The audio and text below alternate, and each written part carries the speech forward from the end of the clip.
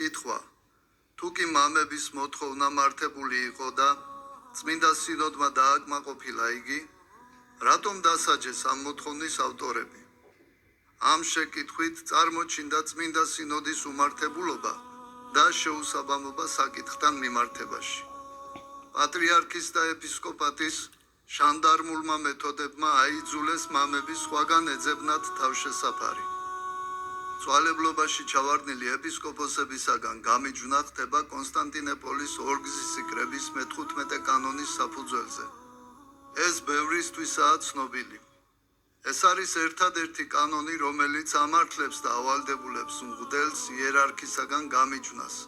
მასში წერია: ის, ვინც განუდგება თავის მღვდელმთავართან ზიარებას იმ დროს, როდესაც იგი მწვალებლობას საჯაროდ ქადაგებს და ასე შემდეგ, არამც თუ თავისუფალია კანონმიერი განკანონებისაგან, არამედ ჯეროვანი პატივის ღირსია, როგორც ჭეშმარიტი მართლმადიდებლობისაკენ მისწრაფების მქონე, რადგან განიკითხა არა ეპისკოპოსი, არამედ ცრუ ეპისკოპოსი და ეკლესიის ერთობა განხეთქილებით კი არ დასერა, არამედ ეკლესია იხსნა განხეთქილებისაგან.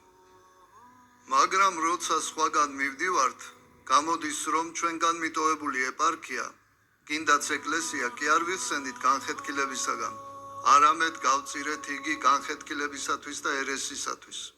არც აღნიშნულ კანონში და არც მსოფლიო თუ ადგილობრივი კრებების და წმინდა მამათა კანონიკურ ეპისტოლეებში არ არის ნახსენები, რომ უნდა ვეძებოთ სხვა ეპისკოპოსი. აღსარებელი მამების სხვაგან წასვლა მკვეთრად აისახა ეკლესიის სავალალო მდგომარეობაზე. 1995 წლის აგვისტოს ტერაქტის შემდეგ პატრიარქმა ანტიეკუმენისტი აღსარებელი მამები ტერორიზმშიც კი დაადანაშაულა. აი ამ ტერის მოქმედებაში გამოცდილი ძალები და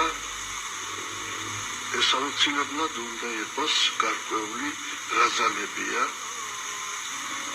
და სათანადო ნაბიჯები გაზომები უნდა იყოს მიღებული ამის მიმართ.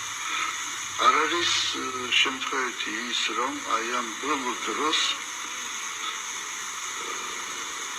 ცდილობა არის განხეთქილება შემოიტანო საქართველოს ეკლესიაშიც. ესაც საქართველოს საწინააღმდეგო აქტია და მე ვფიქრობ, ეს უშუალოდ დაკავშირებულია აი იმ ტერორისტულ აქტთან, რომელიც განხორციელდა. აქ შეიძლება შემოგვედაო, აქაო და ეს ყოველივე 1997 წლამდე იყო, ხოლო ამის შემდეგ აღარ მონაწილეობენ ეკუმენისტურ შეხვედრებშიო, მაგრამ როგორც იტყვიან, ფაქტი ჯიუტია. 1997 წლის მაისში გამოვიდა საქართველოს ეკლესია ეკლესიათა მსოფლიო საბჭოდა და ივლისში კი იყო ეს ქადაგება. აღმოჩნდნენ ისეთი ერები, რომელთაც მოითხოვეს, რომ საქართველოს ეკლესია გამოსულიყო ეკლესიათა მსოფლიო საბჭოდა. ეხლა დგას ერთი საკითხი. აი ამ რას ემსახურება ეს ეკლესიათა მსოფლიო საბჭო? ან რა არის ეს ეკლესიათა მსოფლიო საბჭო? ძალიან ხშირად ამას ეძახიან ეკუმენურ მოძრაობას, ანუ ეკუმენისტურ მოძრაობას. აი, მე რო გითხარით ეკუმენური პატრიარქი, ესე იგი მსოფლიო პატრიარქი. აი, აქედან არის ეგ სიტყვა აღებული ეკუმენური მოძრაობა. უფალსა ჩვენსა იესო ქრისტეს აქვს ასეთი ლოცვა, თქვენ გახსოვთ სახარებაში. აი, განსაკუთრებით ეს იკითხება დიდ ხუთშაბათს, როცა